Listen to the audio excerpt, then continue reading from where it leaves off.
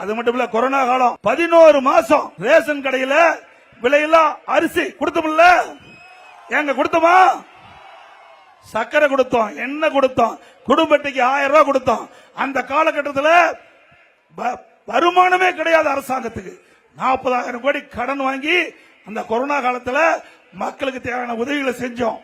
அப்படிப்பட்ட காலகட்டத்தில் நம்முடைய தைப்பொங்கல், நம்முடைய கிராமத்தில் இருக்கின்ற மக்கள் எல்லாம் சிறப்பா தைப்பொங்கல் கொண்டாட வேண்டும் என்பதற்காக எல்லா குடும்பத்துக்கு 2500 ரூபாய் முதல்ல கொடுத்தேன். நாங்க தான் 2500 ரூபாய் பொங்கல் தோப்பு கொடுத்தோம். இன்னைக்கு ஸ்டாலின் பேசுறார், நாங்க 5000 ரூபாய் கொடுத்துட்டோம். எங்க கொடுத்த? ஏற்கனவே 3 மாசத்து பணம்.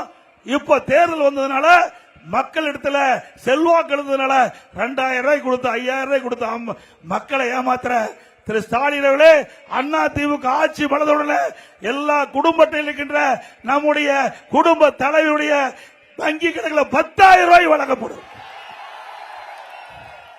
மத்திய அரசு எங்களோடு இருக்குது, மத்திய அரசு எங்களோடு இருக்குது. தேவையான நிதியை பெறுவோம். அது மட்டுமல்ல, கொரோனா காலம், கொரோனா காலத்தில் பள்ளியில் மூடப்பட்டது, கல்லூரியில் மூடப்பட்டது, மாணவர்கள் மன உளைச்சல் இருந்தாங்க. அவருடைய கோரிக்கை ஏற்று நம்முடைய பள்ளி மாணவர்களுக்கு ஆல் பாஸ் போட்டு கொடுத்தோம். கல்லூரியில் படிக்கின்ற மாணவருக்கு ஆன்லைன்ல வகுப்பு.